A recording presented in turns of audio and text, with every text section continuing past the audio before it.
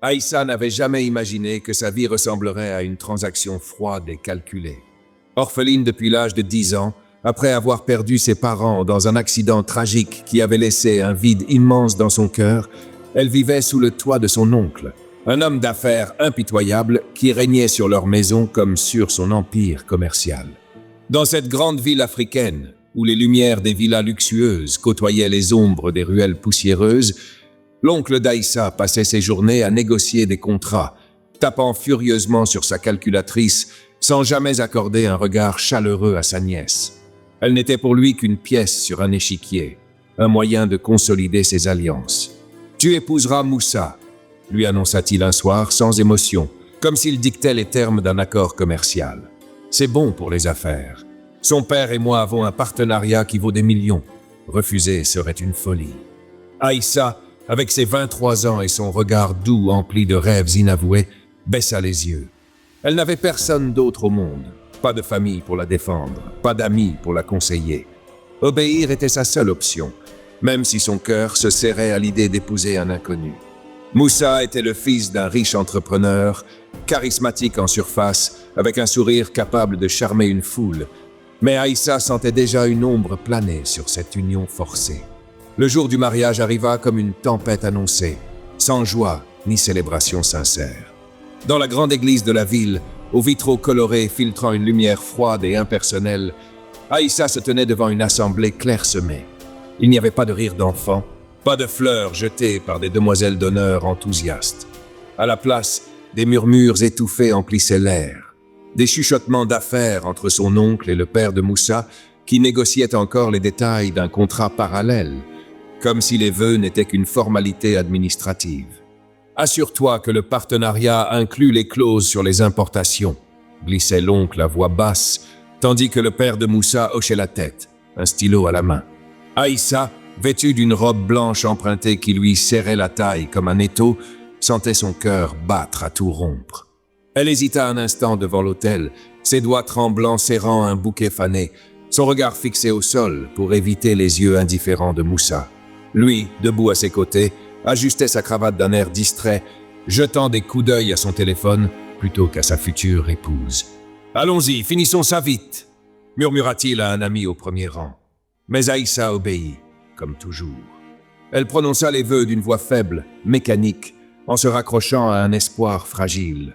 Peut-être que cette union lui offrirait enfin une vie stable, un toit sûr, une échappatoire à la solitude qui la rongeait depuis si longtemps. Tandis que le prêtre déclarait « Vous êtes maintenant mari et femme », les applaudissements furent rares, étouffés par le bruit d'un chèque qu'on déchirait discrètement au fond de la salle. Aïssa leva les yeux vers Moussa, cherchant un signe de tendresse, mais il se contenta de lui prendre le bras comme on saisit un trophée, et ils sortirent sous une pluie fine qui semblait pleurer à sa place. Le premier drame ne se fit pas attendre. Léger en apparence, il était pourtant coupant comme une lame pour le cœur d'Aïssa. À la réception qui suivit la cérémonie, Moussa arriva avec 15 minutes de retard, son costume impeccable froissé par une hâte feinte, comme si l'événement n'était qu'une pause dans sa vie trépidante.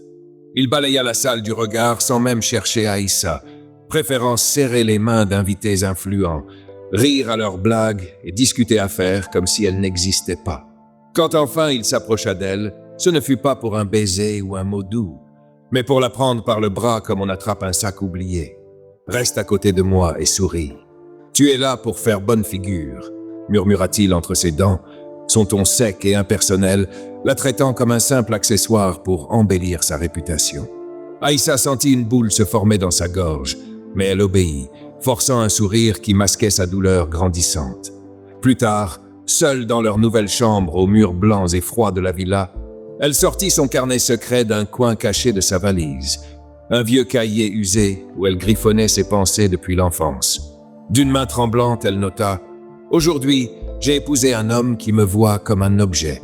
Mon cœur espérait de la chaleur, mais je n'ai trouvé que du vide. Combien de temps pourrais-je supporter cela ?» Les mots coulaient comme des larmes retenues, unique refuge dans cette union qui s'annonçait déjà comme une prison dorée. Pourtant, une petite voix intérieure persistait au fond d'elle comme un murmure têtu au milieu du chaos. Peut-être qu'il changera.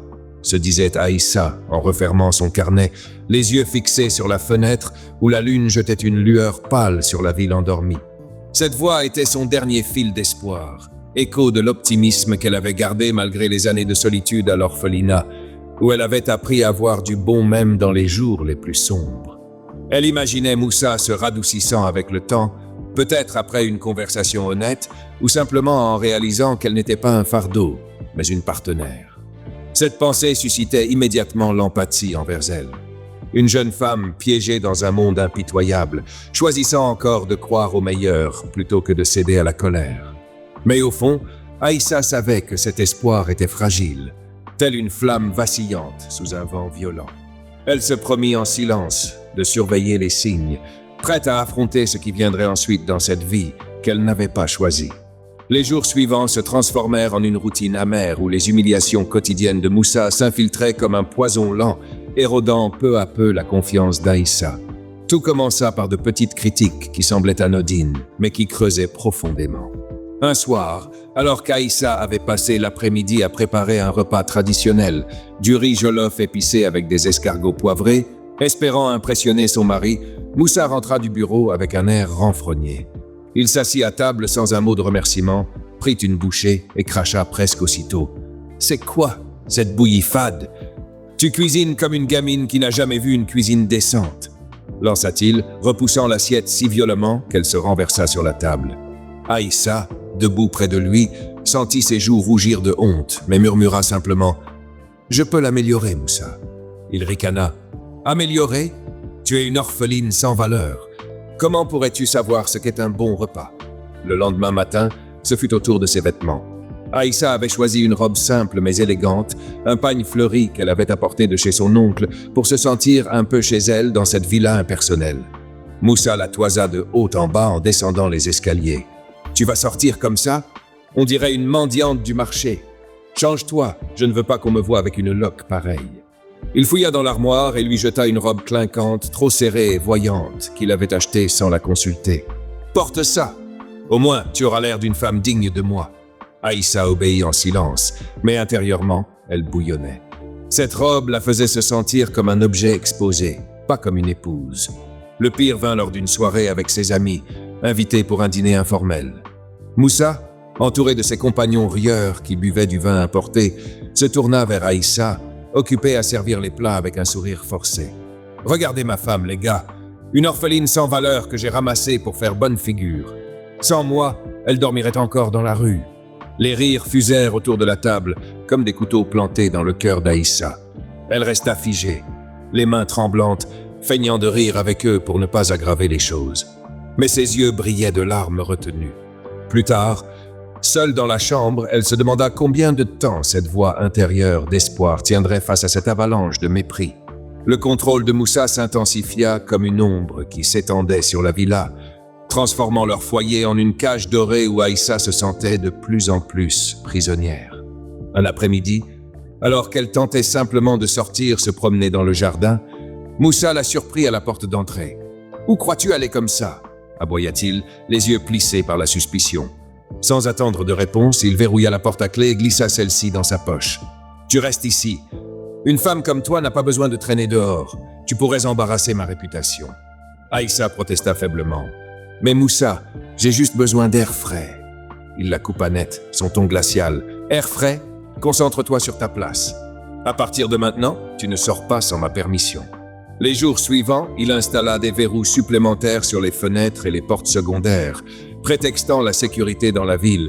Mais Aïssa savait que c'était pour la garder sous son emprise totale, comme un oiseau en cage. Le drame culmina un soir où Moussa découvrit son matériel de peinture caché sous le lit, un pinceau usé et quelques tubes de couleur qu'elle avait gardés de son passé. Il les saisit avec rage, brisant le pinceau d'un geste sec. « Arrête tes bêtises enfantines, tu n'es pas une artiste, tu es ma femme. Ces idioties te distraient de tes devoirs, » hurla-t-il, jetant les morceaux au sol comme des déchets. Aïssa sentit une larme couler, mais elle ravala sa douleur, ramassant les débris en silence une fois qu'il fut parti. Pourtant, cette nuit-là, dans l'obscurité de la chambre, Aïssa tenta de résister en secret. Elle fouilla dans ses affaires et trouva un vieux pinceau de rechange qu'elle avait dissimulé au fond d'un tiroir. Avec des couleurs mélangées à la va-vite, elle peignit une toile cachée derrière l'armoire, représentant sa tristesse. Un ciel orageux au-dessus d'une silhouette solitaire courbée sous la pluie, des traits sombres et tourmentés capturant le poids de son âme. C'était son acte de rébellion muet, un moyen de hurler sans mots, même si elle savait que si Moussa la découvrait, la punition serait terrible. Cette toile devint son secret, un fragment de liberté dans un monde qui se resserrait autour d'elle. Pourtant, cet équilibre précaire fut brisé par un rebondissement inattendu qui fit basculer Aïssa dans une vague de trahison et de colère contenue. Un soir tardif, alors que Moussa croyait qu'elle dormait profondément, Aïssa se leva sans bruit pour chercher un verre d'eau dans la cuisine. En passant près du salon plongé dans la pénombre, elle entendit sa voix étouffée, un murmure complice qu'elle n'avait jamais entendu auparavant. Curieuse et inquiète, elle s'approcha sur la pointe des pieds et surprit Moussa au téléphone, adossé au mur, un sourire malicieux aux lèvres. « Oui chérie, je te manque déjà? Demain soir, on se voit comme d'habitude. »« Elle? Oh, ne t'inquiète pas pour ma femme, elle est juste un arrangement. Toi, tu es la vraie passion. » Les mots frappèrent Aïssa comme un coup de poignard, confirmant ses pires soupçons. Il avait une maîtresse et il parlait d'elle comme d'un simple contrat sans importance. Son cœur se serra, une nausée l'envahit, mais au lieu de fuir, elle entra dans la pièce d'un pas décidé, les yeux brillants de larmes et de rage. « Moussa, c'est qui au téléphone ?» demanda-t-elle d'une voix tremblante mais ferme. Il sursauta, raccrocha précipitamment et son visage se durcit instantanément. « Qu'est-ce que tu fais là? Tu m'espionnes maintenant. » La dispute éclata alors, intense et chargée d'émotions explosives. Aïssa, pour la première fois, éleva la voix. « Comment oses-tu me traiter ainsi? Je suis ta femme, pas un meuble. Qui est cette femme ?» Moussa hurla en retour, les veines saillantes sur son front. « Tais-toi, tu n'es rien pour moi, une orpheline que j'ai épousée par obligation. Reste à ta place et ferme-la. » Les mots volaient comme des flèches, Aïssa l'accusant de trahison, lui la rabaissant avec des insultes cruelles sur son passé sans famille. La tension monta jusqu'à ce qu'il claque la porte du salon, la laissant seule avec ses sanglots étouffés, le cœur brisé, mais une détermination naissante. Elle ne pouvait plus ignorer la vérité. Les semaines suivantes furent un tourbillon de suspicions et de douleurs silencieuses pour Aïssa, qui ne pouvait plus ignorer les fissures dans son mariage après avoir surpris cette conversation téléphonique. Un matin, alors qu'elle rangeait les vêtements de Moussa dans l'armoire, elle trouva des preuves irréfutables d'infidélité. Un parfum féminin entêtant, imprégné sur une chemise froissée, un arôme sucré et étranger qui n'était pas le sien, et pire encore, des messages sur le téléphone qu'il avait oubliés. Des textos tendres et explicites d'une femme nommée Lila, parlant de rendez-vous secrets et de nuits passionnées. « Reviens vite, mon amour. Ta maison m'ennuie sans toi », disait l'un d'eux.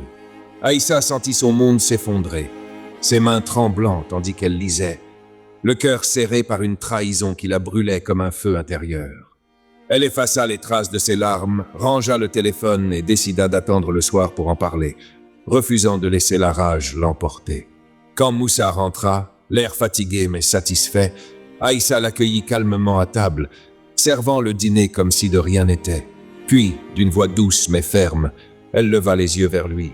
« Moussa, je sais pour les autres femmes, le parfum sur tes vêtements, les messages, je ne te demande pas d'arrêter, seulement du respect. Je suis ta femme et je le mérite. » Ces mots étaient mesurés, sans cri ni accusation folle, seulement une requête simple pour un peu de dignité dans ce mariage qui la rongeait. Moussa posa sa fourchette avec un claquement sec, ses lèvres se tordant en un sourire moqueur qui glaça le sang d'Aïssa. « Du respect?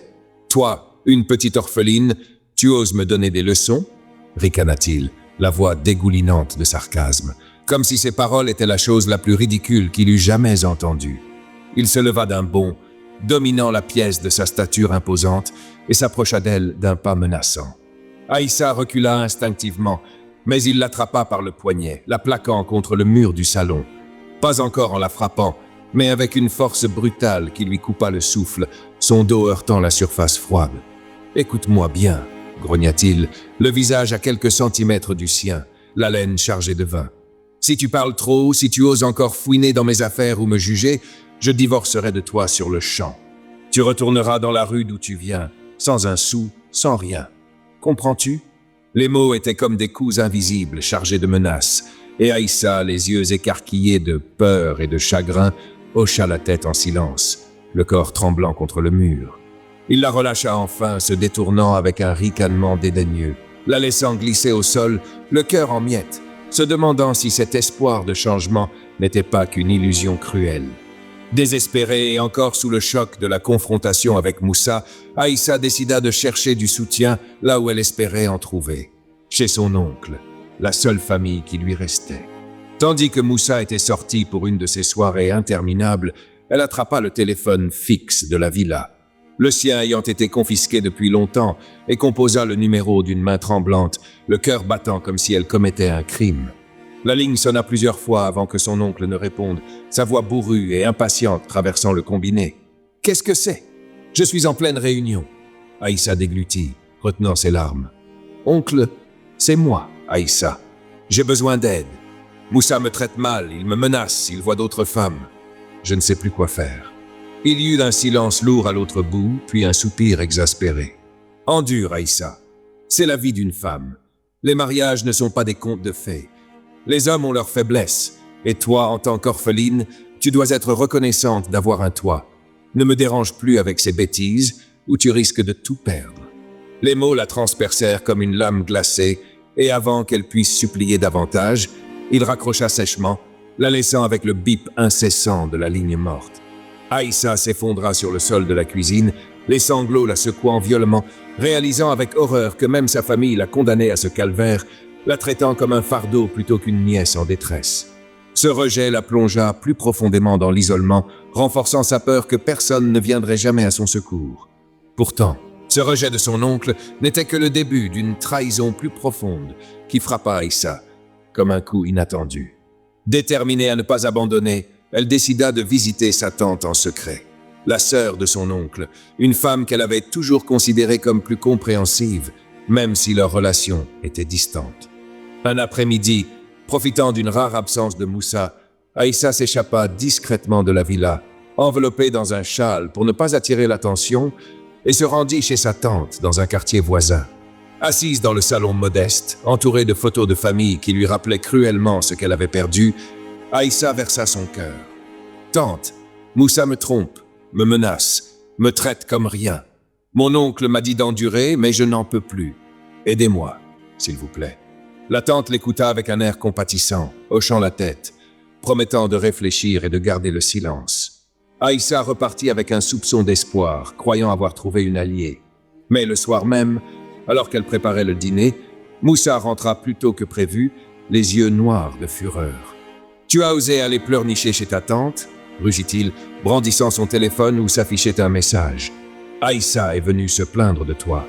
Fais attention, elle pourrait causer des problèmes. » La trahison la frappa de plein fouet, sa propre tante l'avait vendue, informant Moussa de chaque détail pour protéger les intérêts familiaux. « Tu n'as plus personne maintenant » hurla-t-il, la traînant vers la chambre et verrouillant la porte de l'extérieur.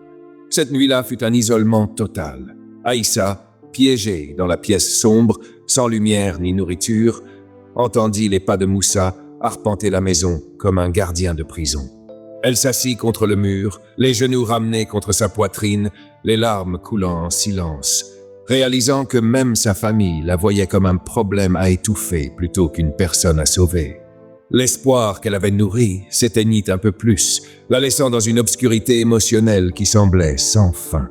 Les tensions accumulées explosèrent enfin dans un drame violent qui marqua un pic d'émotions négatives pour Aïssa, la plongeant dans un désespoir croissant qui menaçait de l'engloutir. Une nuit, Moussa rentra plus tard que d'habitude, titubant dans le salon, les yeux rougis par l'alcool et l'odeur de whisky imprégnant l'air.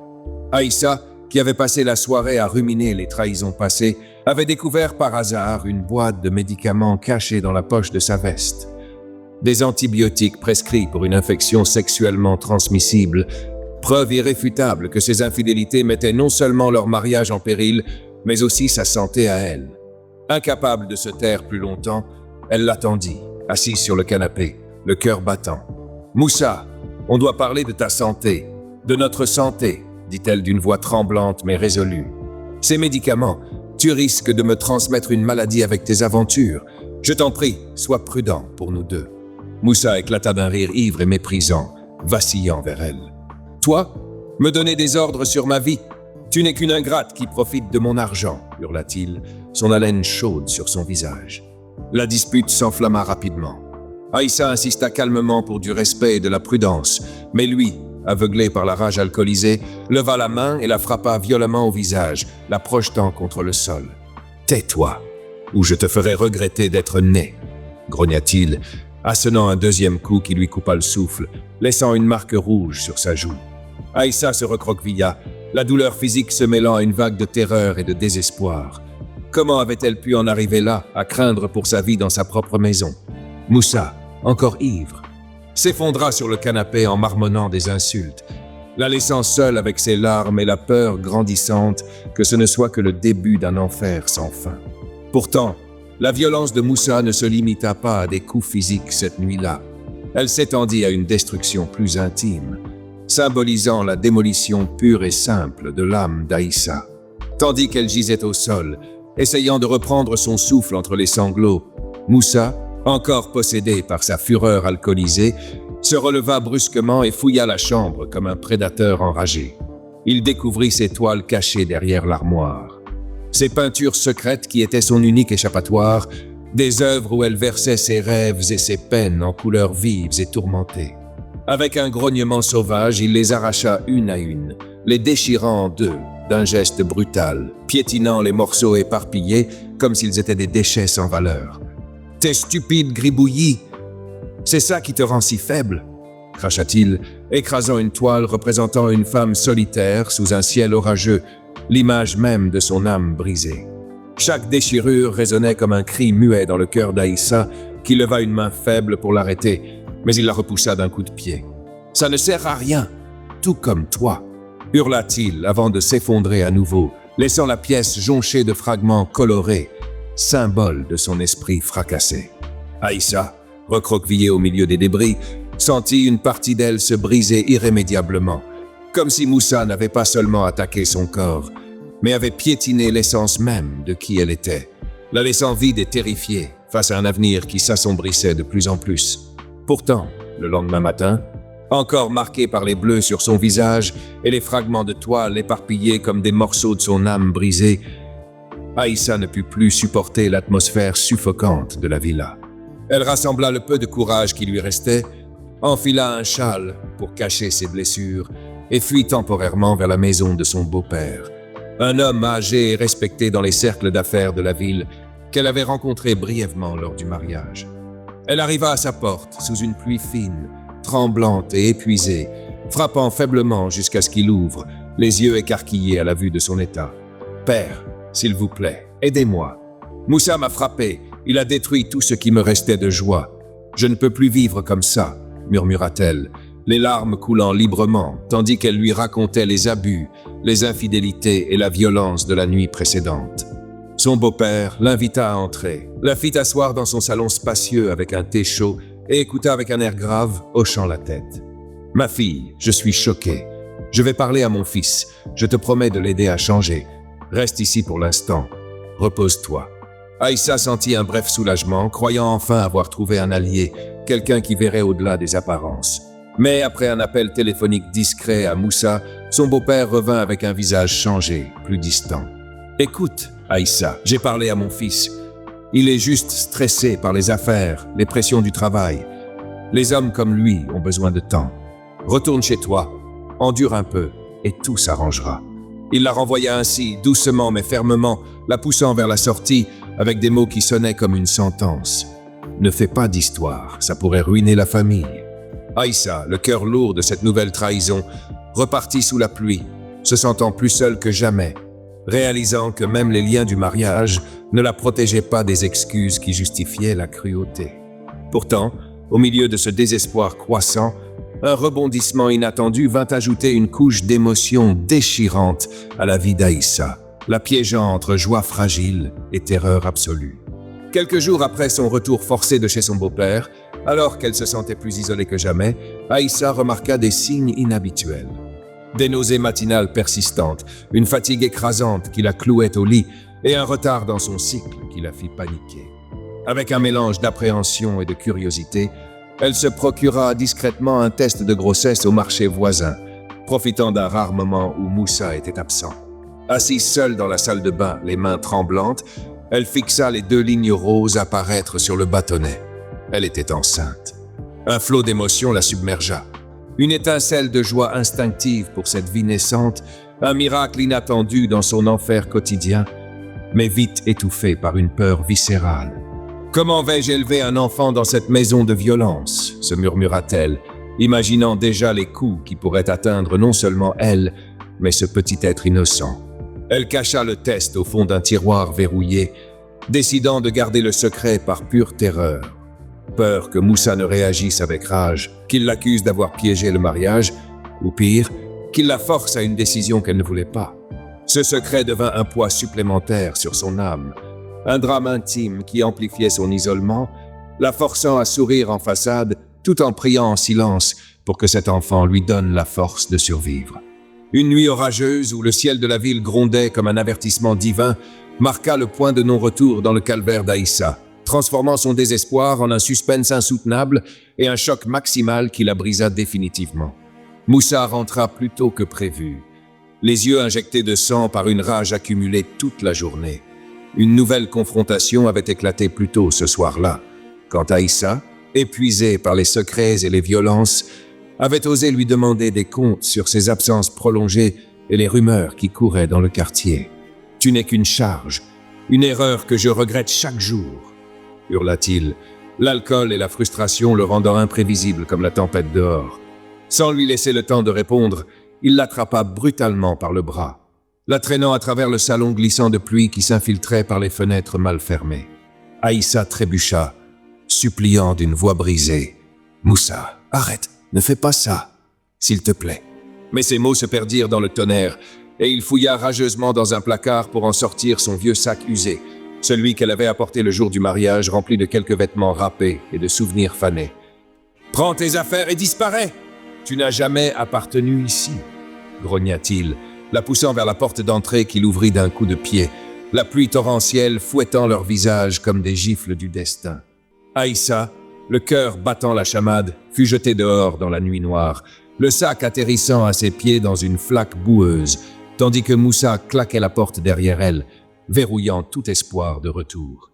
Sous la pluie battante qui transformait les rues en rivières boueuses, Moussa, encore ivre de rage, la traîna plus loin dans l'obscurité, loin de la villa illuminée qui avait été sa prison. Il s'arrêta enfin dans une ruelle étroite et sombre près d'un marché désert où les étals vides gisaient comme des squelettes sous la lueur pâle d'un lampadaire clignotant entouré de déchets éparpillés par le vent. Aïssa, les vêtements trempés collant à sa peau, trébucha et tomba à genoux dans la boue, son vieux sac atterrissant à côté d'elle avec un bruit sourd. Moussa la toisa une dernière fois, son visage tordu par la haine, et hurla d'une voix tonitruante qui se répercuta contre les murs délabrés. « Tu appartiens à la rue, c'est là ta place, avec les rats et les ordures. » Les mots résonnèrent comme un verdict final, cruel et irrémédiable, tandis qu'il tournait les talons, remontant dans sa voiture qui vrombit avant de disparaître dans la nuit, laissant derrière lui un sillage de phares qui s'évanouit rapidement. Aïssa, seule sous l'orage qui redoublait de violence, serra son sac contre elle, le corps secoué de sanglots muets, le cœur déchiré par l'abandon total, non seulement jeté comme un déchet, mais aussi terrifiée pour l'enfant qu'elle portait en secret, se demandant si elle survivrait à cette nuit interminable. Aïssa s'effondra à genoux dans la boue gluante de la ruelle, le poids de l'abandon la clouant au sol comme si la terre elle-même voulait l'engloutir. Sous la pluie qui la fouettait sans relâche, Aïssa perdait espoir, un vide immense s'ouvrant en elle comme un gouffre sans fond. « Pourquoi moi? Pourquoi tout ça ?» se murmura-t-elle intérieurement. Sa voix intérieure, un cri étouffé au milieu du chaos. Elle repensait à son enfance, à l'orphelinat, aux nuits solitaires où elle rêvait d'une famille aimante, d'un amour qui la protégerait. Des rêves maintenant piétinés comme ces toiles brisées. J'ai tout enduré pourquoi? Pour finir ici comme un déchet jeté au bord du chemin. Ses pensées tourbillonnaient, sombres et tourmentées, évoquant les visages indifférents. Son oncle la renvoyant à son devoir, sa tante la trahissant sans remords, son beau-père excusant la cruauté de son fils. Et Moussa, oh Moussa, avec ses promesses vides et ses mains violentes, comment avait-elle pu croire qu'il changerait? Je porte son enfant, et il me jette comme rien. Que vais-je faire maintenant? Comment survivre dans cette ville qui avale les faibles? La peur pour le bébé en elle amplifiait son désespoir. Une main protectrice se posant instinctivement sur son ventre, imaginant une vie minuscule, menacée par le froid et la faim.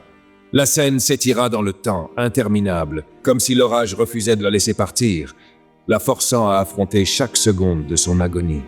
Aïssa leva les yeux vers le ciel noir, les gouttes d'eau se mélangeant à ses larmes, et un sanglot plus fort la secoua, un cri primal qui se perdit dans le vent hurlant. « Dieu, si tu existes, pourquoi me laisser comme ça? Ai-je mérité cette souffrance ?» pensa-t-elle, son esprit oscillant entre rage et résignation. Elle revoyait les moments fugaces de joie, une peinture achevée en secret, un sourire forcé lors du mariage, mais il semblait maintenant si loin, effacé par la cruauté du présent. Perdue dans ses pensées, elle s'allongea presque dans la boue, le corps engourdi par le froid, l'espoir s'éteignant comme une flamme sous l'eau. C'est fini. Je n'ai plus rien, plus personne. La rue m'a réclamé, comme il l'a dit. Pourtant, au plus profond de ce désespoir, une minuscule étincelle persistait. Un instinct de survie qu'elle ne pouvait ignorer. Mais pour l'instant, elle se laissait submerger, pleurant jusqu'à ce que ses forces l'abandonnent, seule dans l'ombre de la nuit orageuse. Pourtant, au milieu de cette nuit orageuse, où Aïssa avait touché le fond du désespoir, un tournant inattendu surgit comme une lueur faible dans l'obscurité, marquant le passage à l'espoir teinté de nouveaux drames légers et d'une reconstruction fragile. Tandis qu'elle gisait effondrée dans la ruelle boueuse près du marché désert, les sanglots secouant son corps trempé, le bruit d'un moteur approchant couvrit momentanément le grondement du tonnerre. Une voiture noire élégante, ses phares balayant la pluie comme des yeux scrutateurs, ralentit, puis s'arrêta à quelques mètres d'elle. À l'intérieur, Ézéchiel, un homme d'affaires veuf d'une quarantaine d'années, au regard fatigué mais bienveillant, rentrait d'une longue soirée de travail.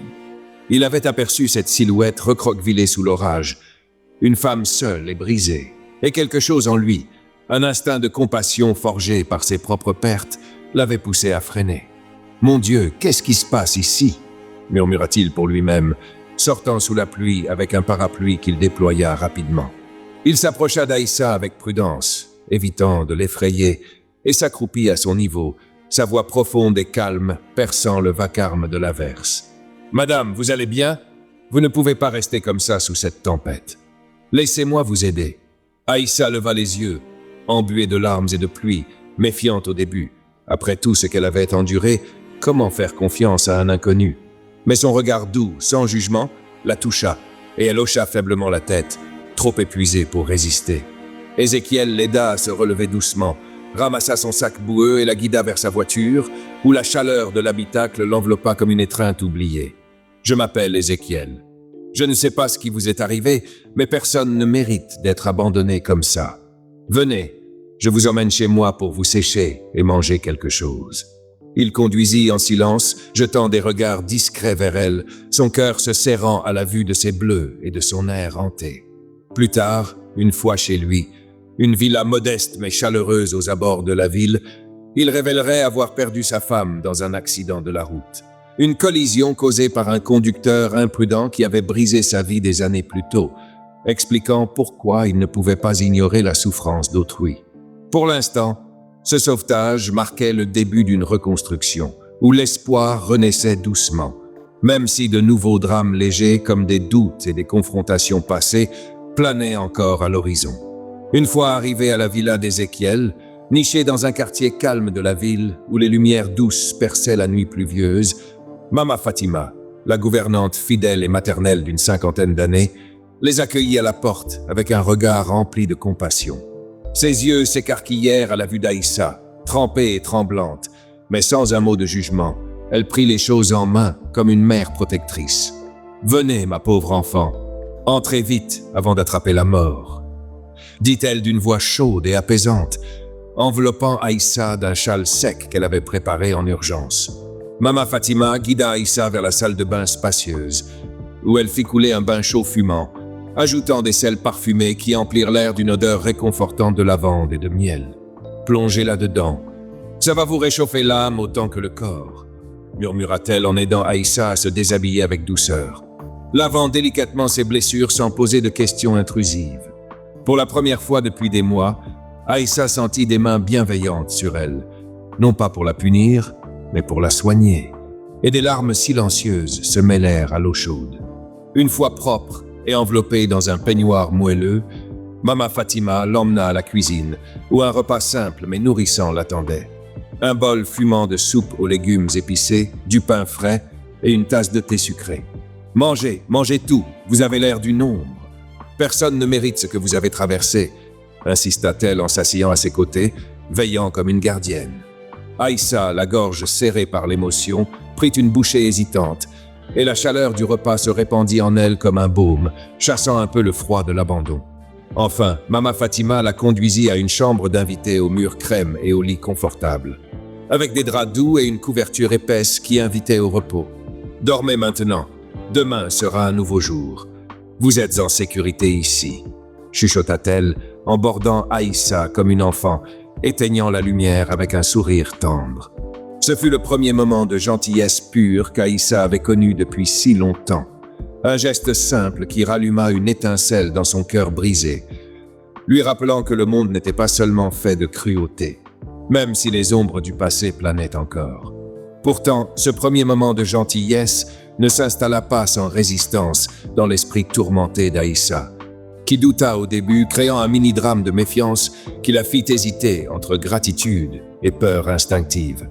Allongée dans le lit confortable de la chambre d'invité, enveloppée dans les draps doux qui sentaient le frais et le propre, elle ne put s'empêcher de fixer le plafond, son cœur battant encore la chamade malgré l'épuisement. « Est-ce un piège ?» se murmura-t-elle intérieurement, les souvenirs des trahisons passées, les sourires faux de Moussa au début du mariage, les promesses vides de son oncle, revenant la hanter comme des fantômes.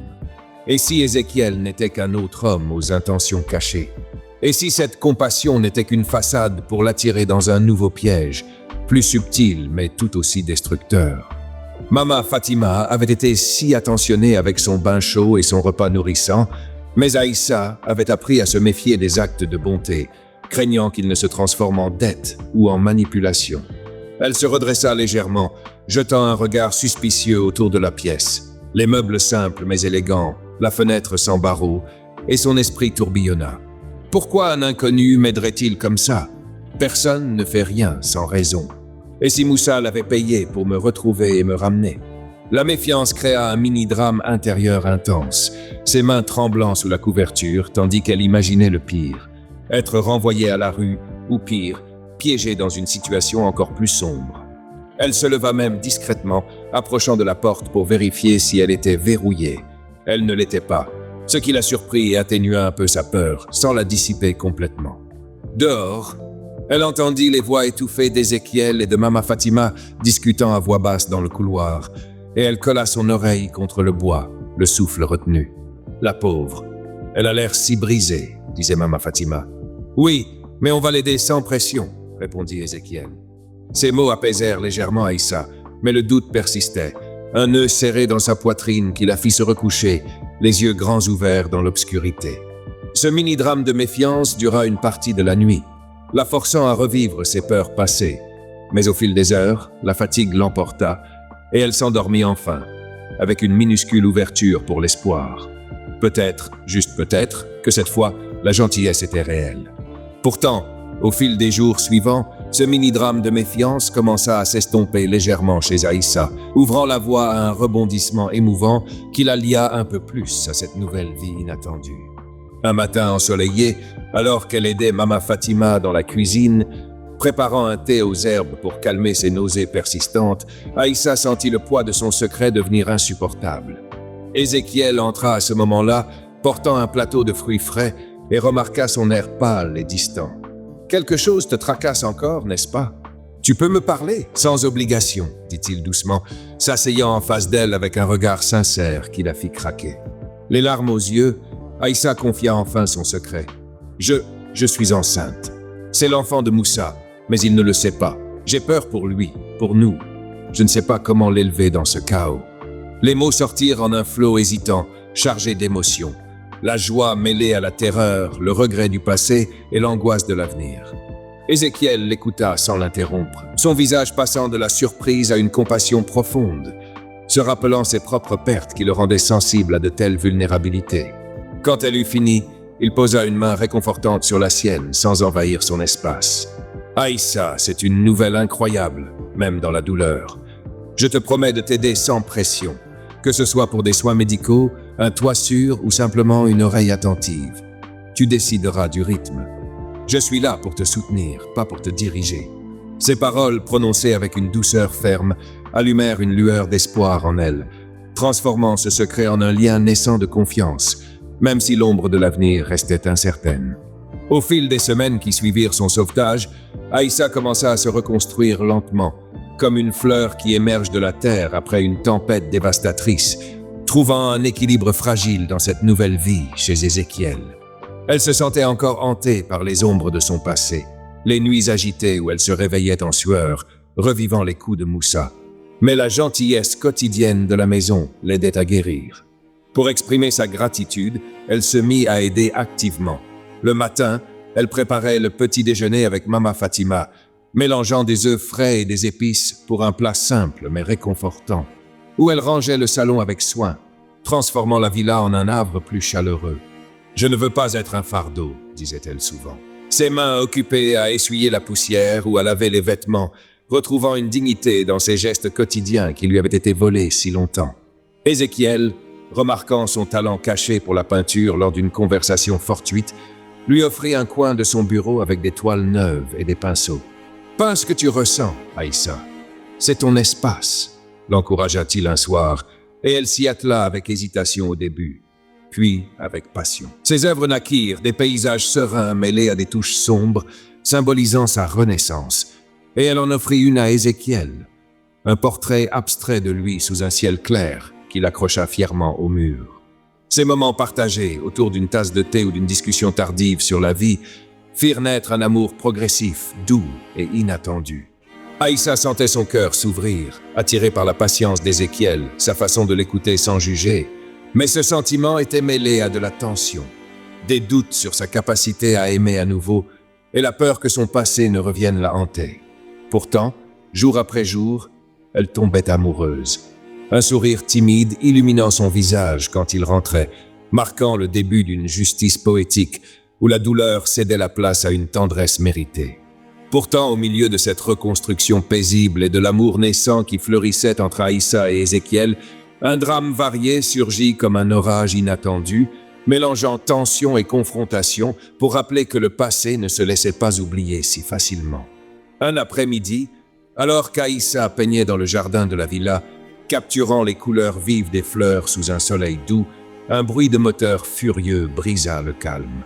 Moussa avait appris où elle se trouvait, par un appel anonyme d'un voisin curieux qu'il avait vu entrer chez Ézéchiel, ou peut-être par des ragots circulant dans les cercles d'affaires de la ville. Fou de rage et d'orgueil blessé, il débarqua sans avertissement, franchissant le portail ouvert avec sa voiture qui pila dans un crissement de pneus. « Aïssa, sors de là, tu es à moi, tu rentres à la maison tout de suite !» hurla-t-il depuis le seuil, son visage rouge de colère, les poings serrés comme s'il était prêt à tout arracher sur son passage. Aïssa, alertée par le vacarme, sortit de la maison avec Mama Fatima à ses côtés, le cœur battant la chamade. La peur familière la submergeant, mais mêlée maintenant à une nouvelle force née de sa guérison. Ézéchiel, qui travaillait dans son bureau, accourut aussitôt, se plaçant protectivement devant elle. « Qui êtes-vous ? Sortez de ma propriété !» ordonna-t-il d'une voix ferme, mais Moussa l'ignora, avançant d'un pas menaçant vers Aïssa. « Elle est ma femme. Je l'ai épousée. Elle m'appartient. Tu crois que tu peux me la voler comme ça ?» cria-t-il, attrapant le bras d'Aïssa avec une poigne brutale, l'attirant vers lui comme un objet réclamé. La scène de confrontation devint tendue, électrique. Aïssa se débattit, criant « Lâche-moi, je ne suis plus à toi, Moussa !» tandis qu'Ézéchiel intervenait, repoussant Moussa d'une poussée décisive. « Elle est libre maintenant. Partez avant que j'appelle la police !» menaça-t-il, son ton calme mais inflexible. Mama Fatima, paniquée, courut chercher du renfort chez les voisins, ajoutant au cas où.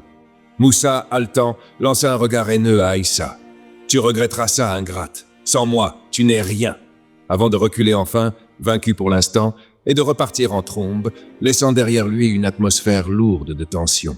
Aïssa, tremblante dans les bras d'Ézéchiel, sentit les larmes monter. non seulement de peur, mais aussi de soulagement. Réalisant que ce drame avait renforcé son lien avec lui, transformant la confrontation en un pas de plus vers sa liberté. Pourtant, au milieu de ces rebondissements positifs, où l'amour entre Aïssa et Ézéchiel grandissait comme une fleur fragile sous un soleil nouveau, une justice poétique se mit en place discrètement, orchestrée par Ézéchiel, pour restaurer un équilibre brisé sans vengeance ouverte. Ayant appris par des contacts d'affaires les détails sur la villa de Moussa, cette même maison qui avait été le théâtre des pires souffrances d'Aïssa, Ézéchiel engagea un avocat discret pour racheter la propriété en sous-main, négociant avec le propriétaire initial qui cherchait à vendre rapidement. Sans un mot à quiconque, pas même à Aïssa au début, il finalisa l'achat et fit transférer le titre de propriété à son nom à elle, transformant son ancien enfer en un symbole de pouvoir retrouvé. « C'est pour toi, pour que tu ne sois plus jamais sans voix », lui expliqua-t-il plus tard, un soir où il marchait dans le jardin, ses yeux brillants d'une détermination calme. Quelques semaines après, l'éviction frappa Moussa comme un coup de foudre inattendu. Un avis officiel arriva par courrier, l'informant que la maison avait changé de main et qu'il avait 30 jours pour partir. Paniqué, il appela son père et ses amis à l'aide, mais les portes se fermèrent une à une. Son père, déçu par les rumeurs de ses abus qui circulaient maintenant dans les cercles d'affaires, le licencia de l'entreprise familiale. « Tu as tout gâché, mon fils. Assume tes erreurs. » Ses amis, sentant le vent tourner, l'évitèrent, prétextant des emplois du temps chargés, le laissant isolé et ruiné, ses comptes bancaires vidés par des dettes accumulées. Moussa, hagard et seul dans la villa vide qu'il devait quitter, fixa les murs qui avaient vu ses colères, réalisant avec amertume que sa cruauté l'avait conduit à tout perdre, travail, amis et même fierté. Tandis qu'Aïssa, de l'autre côté de la ville, apprenait la nouvelle avec un mélange de choc et de libération, serrant la main d'Ézéchiel en murmurant « Merci, mais je veux juste la paix, pas la vengeance. » Pourtant, au cœur de cette justice poétique qui se déroulait comme un destin inéluctable, un rebondissement inattendu apporta une touche humaine à Moussa, le montrant non plus comme un monstre impitoyable, mais comme un homme brisé par ses propres actes. Seul dans la villa vide qu'il devait quitter, entouré de cartons à moitié remplis et de meubles couverts de poussière, Moussa s'effondra un soir sur le canapé usé du salon, le même où il avait si souvent hurlé ses insultes. Les lumières tamisées projetaient des ombres longues sur les murs, et pour la première fois depuis des mois, il se permit de réfléchir vraiment à ce qu'il avait perdu. « Qu'ai-je fait ?» murmura-t-il pour lui-même, la voix rauque et tremblante, tandis que les souvenirs affluaient. Les yeux terrifiés d'Aïssa lors de leur dispute, ses toiles déchirées qu'il avait piétinées sans remords. Et maintenant, cette éviction qui le laissait sans rien, pas de travail, pas d'amis, pas même une famille pour le soutenir. Une larme solitaire coula sur sa joue, puis une autre, et bientôt il pleura en privé, seul dans l'obscurité, les sanglots étouffés par ses mains couvrant son visage. C'était un regret profond, viscéral, qui le submergeait, non pas pour Aïssa directement, mais pour la vie qu'il avait sabotée par orgueil et cruauté. J'aurais pu l'aimer, ou au moins la respecter. Et maintenant, je suis le vrai déchet, pensa-t-il, les épaules secouées, imaginant ce qu'aurait pu être leur mariage sans sa violence. Cette scène de vulnérabilité cachée aux yeux du monde ajoutait une touche humaine à son personnage, rappelant que même les tyrans pouvaient céder sous le poids de leurs erreurs, même si ce regret arrivait trop tard pour changer le cours des choses. Au fil des mois qui suivirent cette justice poétique et l'amour grandissant avec Ézéchiel, Aïssa trouva une force intérieure qu'elle n'avait jamais soupçonnée, transformant sa résolution en une autonomisation profonde où elle canalisait sa douleur passée en une aide concrète pour les autres. Inspirée par ses propres toiles, qui avait été son refuge secret durant les années sombres, elle décida d'ouvrir un atelier de peinture dédié aux femmes abusées. Un espace modeste mais lumineux dans un quartier populaire de la ville, financé en partie par les profits de la villa rachetée, un symbole parfait de renaissance. « Je veux que d'autres femmes transforment leurs larmes en couleurs, comme je l'ai fait », expliqua-t-elle à Ézéchiel un soir, les yeux brillants d'une détermination nouvelle, tandis qu'il l'aidait à accrocher les premières toiles sur les murs blancs de l'atelier. L'atelier devint rapidement un sanctuaire, où Aïssa enseignait non seulement les bases de la peinture, mélanger les couleurs, tracer des lignes libres, mais aussi à exprimer les émotions refoulées, transformant la douleur en art thérapeutique. Les séances étaient chargées d'émotions positives. Des rires timides émergeaient au milieu des pinceaux, mais de nouveaux défis surgissaient. Aïssa luttait parfois avec ses propres souvenirs qui ressurgissaient, comme un dernier rebondissement rappelant que la guérison n'était pas linéaire. Une scène particulièrement émouvante se déroula lors de la première session de témoignage. Une jeune femme nommée Zara, aux yeux marqués par des nuits sans sommeil, prit la parole en tenant une toile inachevée représentant une cage brisée. « Mon mari me battait parce que je n'avais pas d'enfant. Il me traitait de stérile inutile. Mais ici, avec ces couleurs, je me sens vivante pour la première fois. » confia-t-elle, la voix tremblante, des larmes coulant sur ses joues, tandis que le groupe hochait la tête en silence, Aïssa posant une main réconfortante sur son épaule. Une autre, plus âgée, nommée Nala, partagea son histoire d'isolement. Il m'enfermait des jours entiers, comme une prisonnière. Peindre cette fleur qui pousse dans le noir m'a rappelé que je peux encore fleurir. Les témoignages s'enchaînèrent, émouvants et crus. Des récits de coups cachés sous des manches longues, de mots qui blessaient plus que des poings, de familles qui détournaient le regard, créant un cercle de solidarité où les femmes pleuraient ensemble, puis riaient en mélangeant les peintures, transformant leur douleur collective en œuvres vibrantes accrochées au mur. Aïssa, au centre de tout cela, sentait sa propre cicatrice s'adoucir, mais non sans défi. Une participante réticente lui rappela son propre doute initial, forçant Aïssa à affronter ses peurs résiduelles pour guider les autres. Cet atelier n'était pas seulement une aide, c'était sa victoire personnelle, un rebondissement final où les émotions positives l'emportaient, illuminant les vies brisées d'un espoir partagé. Pourtant, au sommet de cette autonomisation, où Aïssa transformait sa douleur en un phare pour d'autres femmes, sa vie personnelle prit un tour joyeux teinté d'un drame léger, marquant un nouveau défi résolu avec une émotion débordante. Après des mois de guérison et d'amour partagé, elle épousa Ézéchiel dans une cérémonie simple et intime, loin des fastes inutiles qui avaient marqué son premier mariage forcé. Une petite chapelle au bord d'un lagon calme, entourée de palmiers murmurants, accueillit seulement une poignée d'invités. Mama Fatima, en larmes de joie, servant de témoin avec un bouquet de fleurs sauvages cueillies le matin même, et quelques amis de l'atelier qui applaudirent doucement lorsqu'ils échangèrent des vœux sincères. « Je te choisis, Aïssa, pour ta force et ton cœur, pas pour un contrat, » murmura Ézéchiel en glissant l'anneau à son doigt, ses yeux brillants d'une tendresse qui effaçait les ombres du passé. Aïssa, radieuse dans une robe fluide aux motifs colorés qu'elle avait peinte elle-même, répondit « Et je te choisis pour la paix que tu m'as offerte. » La cérémonie se termina par un baiser sous un ciel clair, suivi d'un repas partagé dans le jardin de la villa, avec des rires et des toasts à l'avenir, un contraste poignant avec la solitude de sa première union. Mais ce bonheur fut ponctué d'un drame léger qui compliqua les choses, ajoutant une tension émouvante à leur nouvelle vie. La grossesse d'Aïssa, déjà avancée, se révéla plus fragile que prévu. Quelques semaines après le mariage, des contractions prématurées la surprirent un soir alors qu'elle rangeait des toiles dans l'atelier. La panique s'empara d'elle. « Pas maintenant, pas comme ça », pensa-t-elle, terrifiée à l'idée de perdre cet enfant qui symbolisait sa renaissance.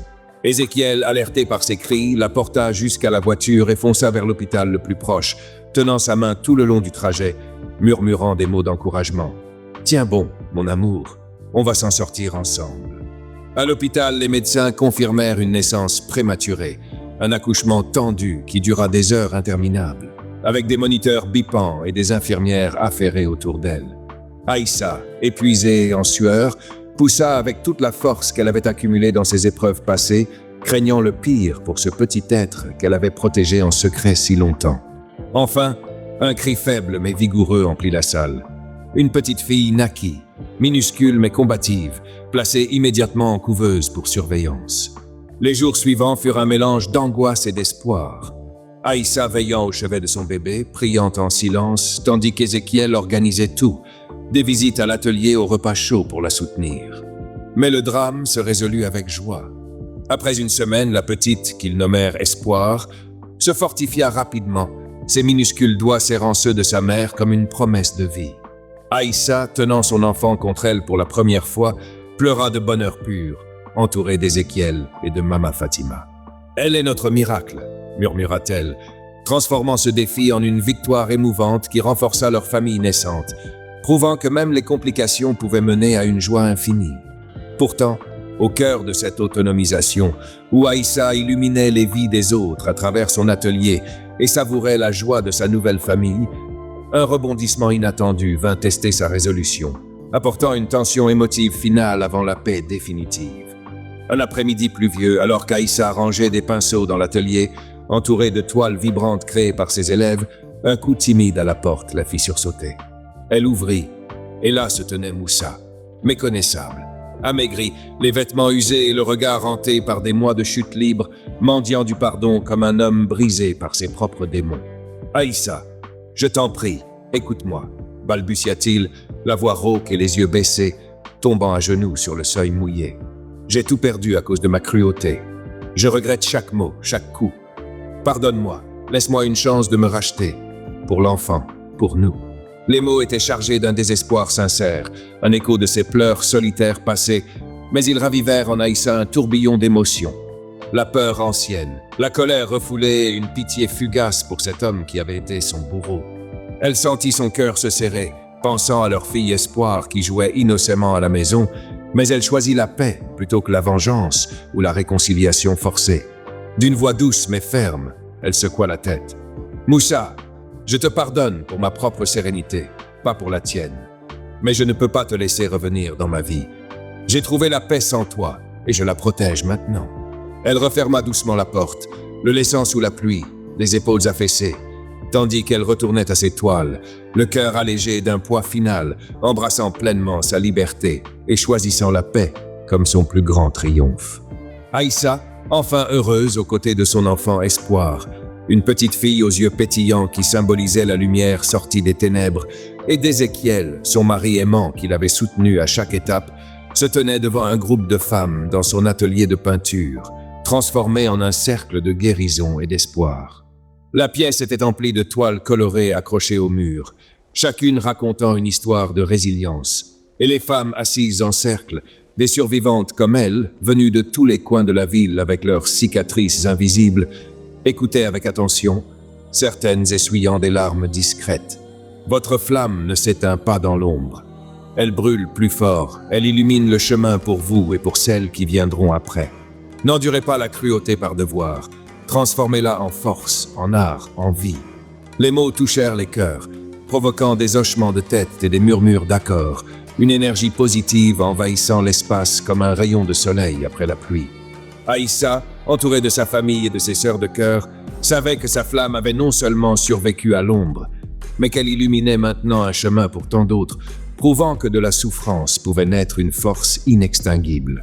Et ainsi, dans cette grande ville africaine où les tempêtes passaient, mais où l'espoir persistait, l'histoire d'Aïssa se referma sur une note d'inspiration éternelle, rappelant à tous que la vraie victoire résidait dans la capacité à renaître et à donner.